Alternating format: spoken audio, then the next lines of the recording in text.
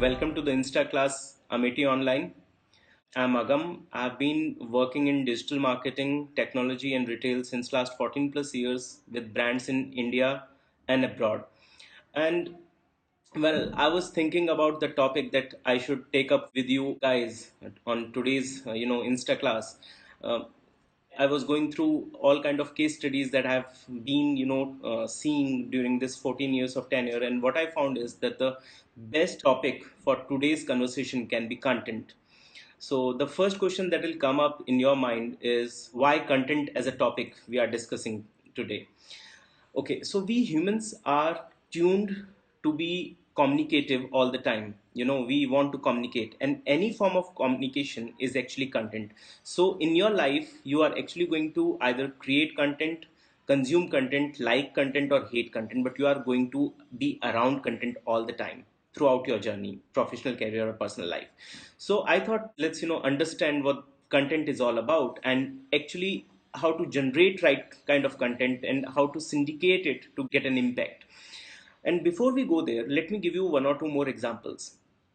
As far as I know that there are multiple branches of students are there on this live session today, and I'm pretty much sure that when I talk about journalism and content relation, everybody will agree to it.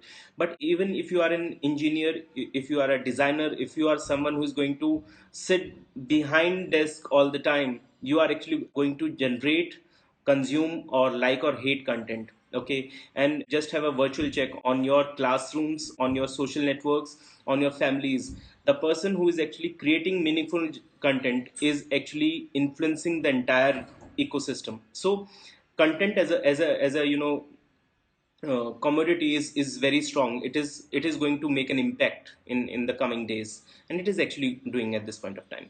So when content is so important that none of you can have a bypass from it, let's understand what is the right content and how to create content.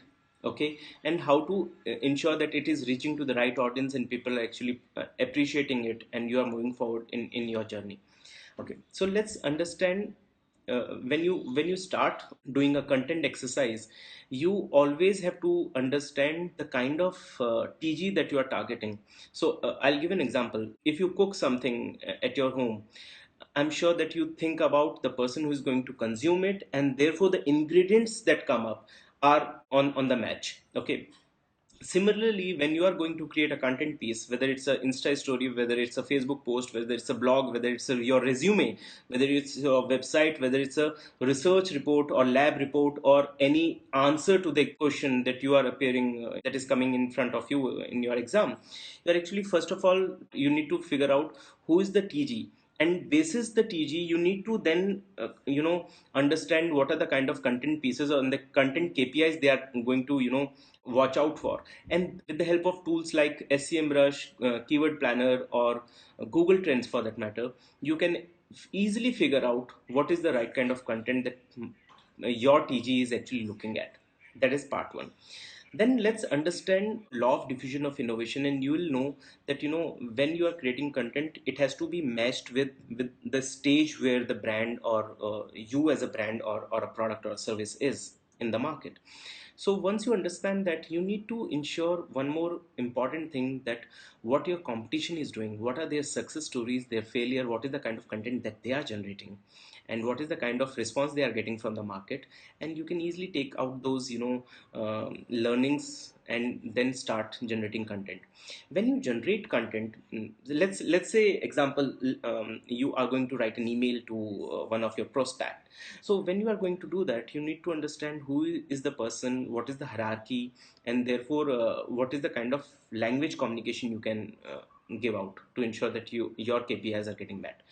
So when we are generating a content piece, and when we have done all kind of research in terms of the KPIs, in terms of the audience, in terms of competition, first thing that you have to ensure that the content is of quality and it should have some kind of creativity. I'm not saying that every content piece that you are going to generate in your life has to be original, no, but then what is the kind of creativity you are adding to it?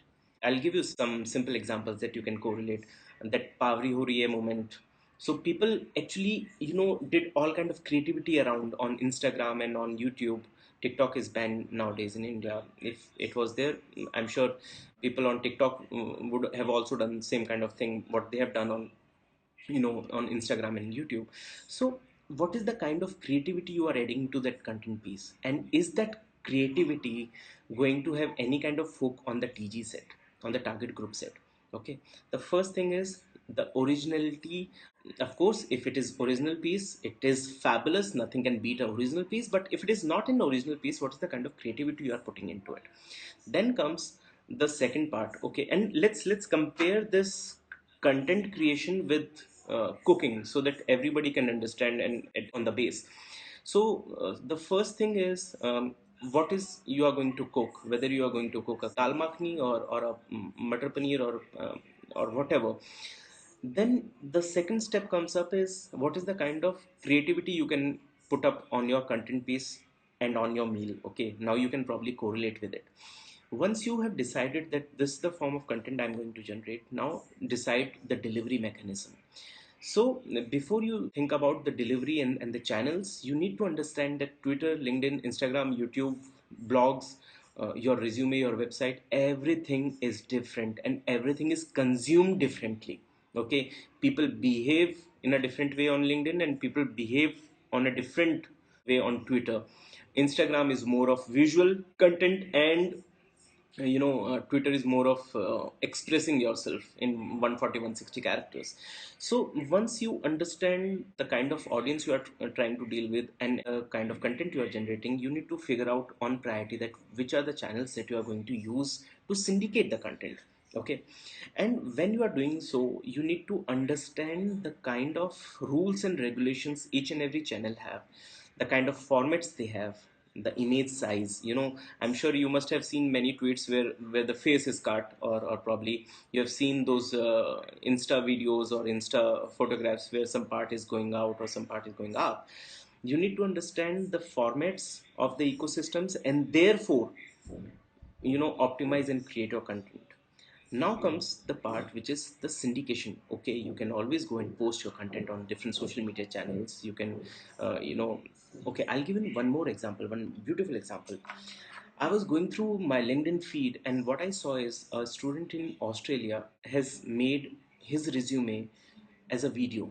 Okay, we all have smartphones these days. Okay, it's way too engaging when you are actually sending out a video profile, a video file as your resume, and people are actually seeing it. They are seeing the creativity, the body language, and therefore they are seeing the charm in your eye, and they feel a connect. Okay, um, the text form of the content is consumed only on need, and the rest of the forms like images, those videos of any form, are consumed for engagement and education, and therefore the audience set is large, the ecosystem is large, and therefore when you're generating content, you have to ensure that it is actually, you're not asking your TG to have some kind of action before they can consume a content. Okay, make it seamless, make it easy. And any piece that you are going to generate, the first piece is not going to be a perfect piece. Perfectionism is a journey, and probably I'll say that your content and you yourself will evolve over a period of time. Your emails today, your WhatsApp message today, and your emails and WhatsApp message and Facebook post will be different over a period of time as you evolve. Okay, you see experience, you see how people resonate, how people engage, how people communicate back. Okay, how people take your content, and depending upon that, you will take a fine route towards a journey of yours. But understand one thing, that there's no perfect moment. Okay, I have seen many young people. I have been teaching in different institutes, and what I've seen is that people are waiting for that first blog which will be perfect, the first topic that has to be perfect, because they are so fearful that anything that we are going to generate is actually not going to get that kind of attention, that kind of love, that kind of engagement. Okay, so we somehow hate a bit to post out the first piece that we have created. Just let it go out. Okay, nobody is going to judge you, and if somebody is judging you, that's their business. Okay, just keep creating content, posting it out, and be consistent. Okay, people believe in souls who are consistent, who are disciplined, who are going to give you something at 4 p.m. every Tuesday. Okay, you have to take care of that part of the ecosystem. People will start respecting you, trusting you. Now comes the most important part, which is the collaboration. Okay, so when you are posting out content and you are not engaging with other people, not commenting on their content, not sharing their content, why would they come and do the same? Okay, so you have to collaborate, you have to give back, give them something valuable, your comments, your feedback, your suggestions, so that even they feel that connection, they come back and they do the same on your content, and it is actually going level up. So assume it like this: suppose you got 1,000 friends. Generally 1,000 is a tough thing, but 1,000 friends, and you are posting out something. These social channels will hardly allow 2 to 3% of organic reach. So just do the mathematics. Okay, if you do a collaboration, if you are tagging some people and asking them on a WhatsApp that why don't you just push it out, see the momentum. 1,000 plus 1,000 will go to a different level. You'll have a different kind of ecosystem, different kind of numbers altogether. So uh, ask for help, give out help, and most important at this phase of your journey, find out someone who can actually mentor on the content part of your factor. That is going to be a very important factor in your overall personality. So you are going to create a meaningful content, you have to be consistent, you need to do some kind of research before you actually generating a content. Check out your competition, because if competition is doing something which is worth seeing or worth taking inputs of, definitely do that. Collaborate as much as you can and keep doing it. The first piece is going to be awful, but moving forward you are going to generate a beautiful optimized content. You are going to create those content pieces. Do read, follow people who create content, see what is the kind of value they are bringing on each or every piece of theirs. Are they riding on any kind of moment marketing? So let me give you 4 or 5 examples of content marketing, and probably you can correlate.